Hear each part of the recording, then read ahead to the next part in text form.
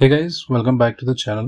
पिछली वीडियो में हमने इरेशनल नंबर तक सीखा था। अब हम उसके बाद जो नंबर्स रह गए हैं उनके बारे में पढ़ेंगे। अब हमें पढ़ना है रियल नंबर्स। रियल नंबर्स को हम कैपिटल आर से रिप्रेजेंट करते हैं। तो जितने भी रैशनल और इरेशनल नंबर्स होते हैं उनकी कलेक्शन को हम कहते हैं रियल नंबर्स। या जो भी हम नंबर्स हमने पीछे पढ़े उन सभी नंबर्स को हम कहते हैं रियल नंबर। चाहे वो फ्रैक्शन में हो, डेसिमल नंबर हो, इंटीजर हो, रैशनल नंबर हो, इरेशनल नंबर हो, सभी नंबर्स को कहते हैं हम रियल नंबर्स। या आप ऐसे भी कह सकते हो वो नंबर्स जिनको हम नंबर लाइन पे रिप्रेजेंट कर सकते हैं, ऐसे नंबर्स को हम कहते हैं रियल नंबर्स। एग्जांपल के तौर पर -3 है, √4 है, पाई है, 0 है, सारे के सारे number real numbers. Real number के बाद हमें पढ़ना है इमेजिनरी नंबर। अगर किसी नंबर का स्क्वायर नेगेटिव आ जाएगा तो उस नंबर को हम कहते हैं इमेजिनरी नंबर। फॉर एग्जांपल आप आइडेंटिफाई कैसे करोगे? सिंपली अगर रूट के अंदर, अंडर रूट के अंदर आपको नेगेटिव नंबर दिखेगा तो वो नंबर है इमेजिनरी नंबर। इमेजिनरी नंबर को हम आई से रिप्रेजेंट करते हैं, ग्रीक लेटर जिसको पढ़ते हैं आयोटा। तो आयोटा की वैल्यू क्या होती है? √-1 के बराबर। अब कुछ फैक्ट्स हमें इमेजिनरी नंबर्स के बारे में पढ़ने हैं जिस बेस पे बहुत सारे क्वेश्चन भी पूछे जाते हैं आपको कंफ्यूज करने के लिए। लेकिन एक बार आपकी अंडरस्टैंडिंग प्रॉपर होगी तो आप कोई भी क्वेश्चन छोड़ के नहीं आओगे। सबसे पहले anything raised power 0 equals to 1, चाहे वो आयोटा हो, कोई वेरिएबल हो, कोई नंबर हो, सिवाय 0 के। तो अगर उसकी पावर 0 है तो वो 1 के बराबर आता है। तो आयोटा की पावर 0 इक्वल्स टू 1। अगर आयोटा की पावर 1 है तो आयोटा के बराबर आएगा, और हमें पता है आयोटा की वैल्यू क्या है? √-1। इसी तरह आयोटा स्क्वायर की वैल्यू आती है -1 एंड आयोटा की पावर 4 आता है 1 के बराबर। आयोटा 4 की पावर 1 बहुत जरूरी है क्योंकि ज्यादातर नंबर्स हम इसी में स्प्लिट करते हैं और हमारा आंसर निकल के आता है, जो कि नेक्स्ट पार्ट में मैंने दिए हैं। अगर आपको फॉर एग्जांपल आयोटा की पावर कुछ भी दिया हुआ है, आयोटा की पावर n, जैसे मैंने यहाँ पे एग्जांपल लिया, चलो मान लेते हैं आयोटा की पावर 63, तो आपको कैसे इसको स्प्लिट करना है? आयोटा 4p + r, इस तरह से नंबर्स को आप स्प्लिट करोगे कि उसमें से एक पावर तो आयोटा की 4 आनी चाहिए। क्यों? आयोटा 4 की पावर क्या होती है? 1, तो 1 की पावर कुछ भी हो 1 के बराबर आ जाएगा, तो हमारा क्वेश्चन सॉल्व हो जाएगा। और यहाँ पे मैंने आगे क्या लिखा है इस चीज को, कि इस चीज को आप स्प्लिट कैसे कर सकते हो? आयोटा 4 पावर p यहाँ पे मल्टीपल है इंटू आयोटा पावर r। हमें पता है कि पावर एंड एक्सपोनेंट्स में जब बेसिस सेम होती है, पावर्स क्या होते हैं? ऐड। इन दोनों की पावर क्या है? 4p + r, तो सेम वही आ जाएगा। अब हमें पता है कि आयोटा की पावर 4 1 के बराबर होता है, तो 1 की पावर कुछ भी हो 1 के बराबर आएगा इंटू आई की पावर r या आयोटा की पावर r। तो जो भी वहां पे दिया होगा आंसर आएगा। फॉर एग्जांपल आयोटा की पावर 63, तो हमने इसको ऐसे स्प्लिट किया, आयोटा की पावर 4 इंटू 15, तो 15 4 जार क्या आएगा? 60 into 3, 1 base are same, powers get added, तो 60 + 3 63 के बराबर आएगा। हमें पता है कि ये वाली चीज 1 के बराबर आ जाएगी, तो बचेगा क्या? आयोटा पावर 3, तो उस चीज को आप निकाल सकते हो। ठीक है। अब ऐसे भी कभी दिया जाता है, नॉर्मली यहीं पे आपको कंफ्यूज किया जाता है ताकि आप आंसर गलत निकालो। देखो थर्ड पार्ट में क्या है? √a into √b is not equals to √ab। ठीक है। किस केस में? इमेजिनरी नंबर के केस में। फॉर एग्जाम्पल आपको दिया जाएगा √-5 इंटू √-7। नॉर्मली हम क्या करते हैं, पावर सेम है तो 7 5 35, माइनस माइनस प्लस हो जाएगा। लेकिन इमेजिनरी नंबर के केस में ऐसा बिल्कुल नहीं होता। तो नेक्स्ट क्या आएगा? √5 आयोटा। क्यों? जब हम 5 इंटू -1 करेंगे तो √-1 की जगह हम आयोटा लिख सकते हैं। सिमिलरली 7 इंटू -1, तो -1 की जगह रूट के अंदर जो हम लिखेंगे वो आयोटा लिखेंगे। अब हम क्या करेंगे, इन √5 और √7 को अलग से मल्टीपल करेंगे तो क्या आ जाएगा? दोनों के ऊपर रूट चढ़ जाएगा, 7 5 35, आई इंटू आई क्या बनेगा? Iota square. तो आयोटा स्क्वायर की वैल्यू क्या होती है? -1। तब हमें पता चलेगा माइनस बाहर की तरफ आएगा, ना कि ये दोनों प्लस बन जाएंगे। इस तरह से आपको आंसर निकालना है इमेजिनरी नंबर के केस में। आई होप यहां तक आपको समझ आ गया हो। अब हमें जो नेक्स्ट पढ़ना है वो है कम्प्लेक्स नंबर्स। देखो कोई भी नंबर जो इस फॉर्म में होता है a + आयोटा b, अब आपको आयोटा की नॉलेज होगी। आयोटा इमेजिनरी नंबर को कहते हैं, तो अगर हम इमेजिनरी नंबर किसी भी नंबर से के साथ मल्टीपल करेंगे वो भी इमेजिनरी नंबर ही बन जाएगा। तो कोई भी नंबर जो इस फॉर्म में हो, x + आयोटा y हो, a + आयोटा b हो, उसको कहते हैं कम्प्लेक्स नंबर। कम्प्लेक्स नंबर को स्मॉल z से रिप्रेजेंट करते हैं। अब देखो इसमें a अकेला है तो इसकी जगह 5 और 3 कुछ भी हो सकता है। इसमें दो पार्ट्स होते हैं कम्प्लेक्स नंबर में। जिसके साथ आयोटा नहीं होता है उसको कहते हैं real part of complex number, और जिसके साथ आयोटा होता है उसको कहते हैं imaginary part of complex number. ठीक। अब हमें कुछ फैक्ट्स इसके बारे में पढ़ने हैं। थोड़ी मैंने मेंशन किए, इसके बारे में बहुत सारी चीजें हैं। अगर हम कम्प्लेक्स नंबर ही पढ़ाएं तो इसमें ही पूरा हमें दिन लग जाएगा। हमें सिर्फ मेन चीजें पढ़नी है जो एग्जाम्स के लिए इंपॉर्टेंट है। ठीक है, कुछ फैक्ट्स पढ़ेंगे। कोई भी दो कम्प्लेक्स नंबर अगर आपको दिए जाएंगे, for example a plus iota b and c plus iota d, उसमें से एक बड़ा या एक छोटा होगा, ये चीज डिफाइन नहीं होती। क्यों? दोनों का कुछ मतलब नहीं निकलता है। क्यों? दोनों इमेजिनरी नंबर्स हैं, दोनों की एक्चुअल वैल्यू क्या है तब जाके हम बोलेंगे कि एक नंबर दूसरे से बड़ा है। लेकिन कम्प्लेक्स नंबर के केस में इस चीज का कोई मतलब नहीं निकलता है, इसलिए हम नहीं कह सकते कि कौन सा नंबर इसमें बड़ा है कौन सा छोटा है। एक कम्प्लेक्स नंबर को हम प्योरली रियल कह सकते हैं जब उसका इमेजिनरी पार्ट 0 होगा। इसी तरह हम उसको प्योरली इमेजिनरी कह सकते हैं जब उसका रियल पार्ट 0 होगा। ये चीज भी आपको याद रखनी है कि अगर हम कम्प्लेक्स नंबर में 4 लगातार पावर्स को ऐड करेंगे आयोटा की, तो वो 0 के बराबर आता है। कहने का मतलब अगर यहाँ पे करो आयोटा की power 1, iota power 2, iota power 3, iota power 4, तो वो 0 के बराबर आएगा। तो कंसेक्यूटिव का मतलब होता है लगातार।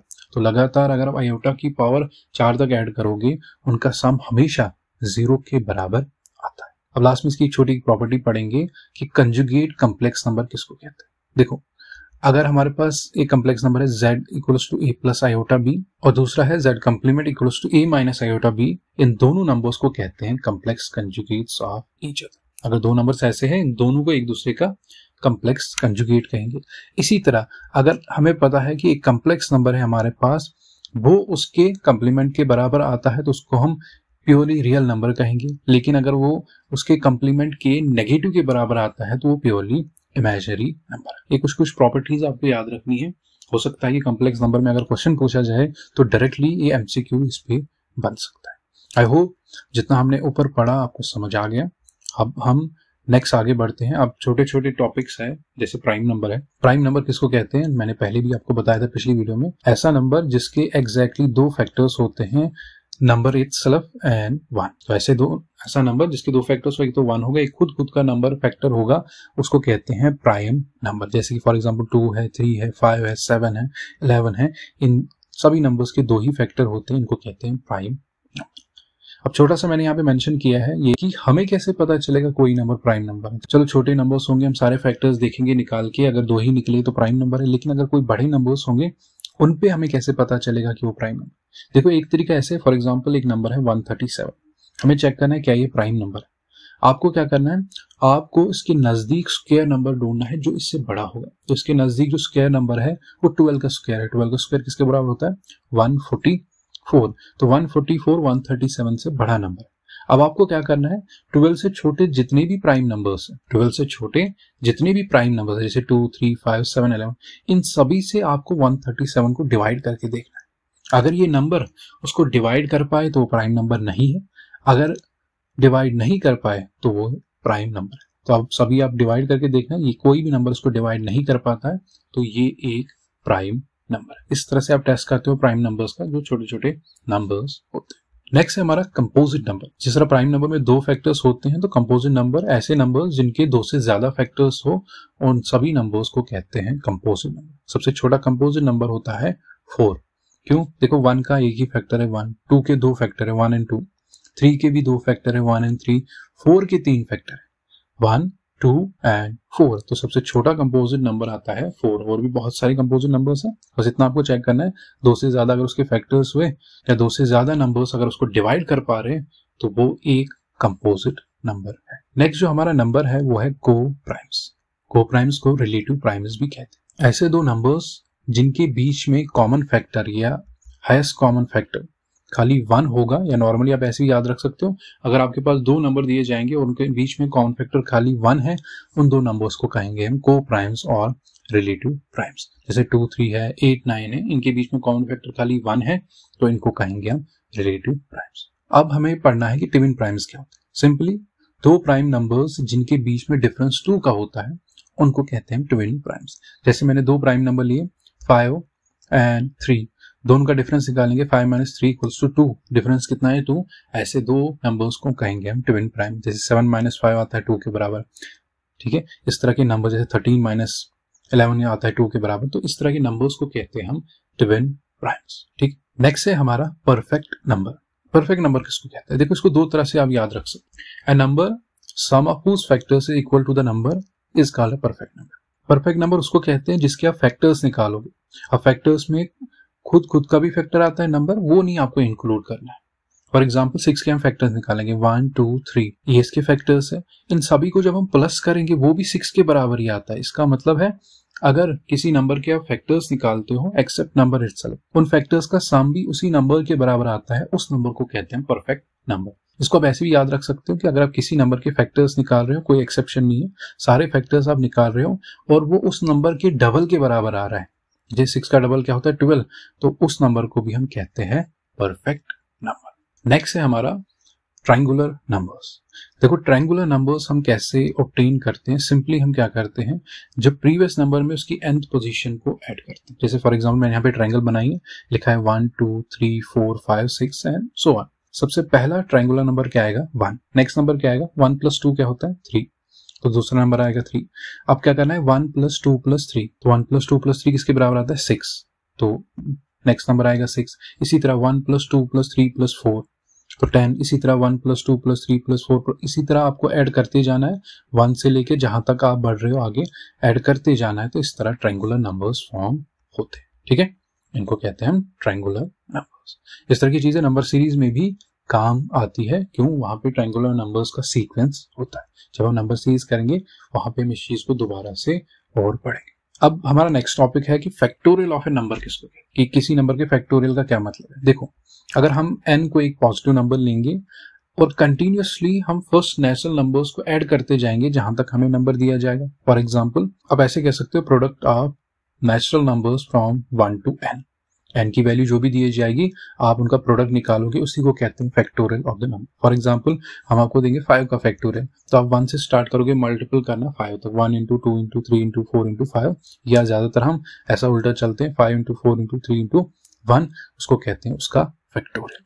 तो फैक्टोरियल ऐसे नॉर्मली याद रख सकते हो n × n-1 n-2 3 to 1 के बराबर आता है। जो भी n की वैल्यू दी जाएगी आप वहां से अप टू 1 तक रिवर्स में मल्टीपल करते जाओगे नंबर्स को, या 1 से लेके उस नंबर तक मल्टीपल करते जाओगे, इसको कहते हैं फैक्टोरियल ऑफ द नंबर। या 0 फैक्टोरियल किसके बराबर होता है 1 के बराबर। ये चीज भी आपको याद रखनी है। आई होप यहाँ तक समझ आ गया होगा आपको। देखो नंबर सिस्टम में बहुत सारी चीजें हम कवर कर सकते हैं, नंबर्स के बारे में पढ़ सकते हैं, फ्रैक्शनल नंबर के बारे में पढ़ सकते हैं, स्क्वायर नंबर्स, क्यूब नंबर, ये सारी चीजें अगर हम नंबर सिस्टम के अंदर पढ़ेंगे तो ये चैप्टर काफी वास्ट हो जाएगा और इसी को तकरीबन हमें 7 से 8 दिन लगेंगे पढ़ने। इतनी डिटेल आपको नंबर सिस्टम के अंदर बिल्कुल नहीं पढ़नी है।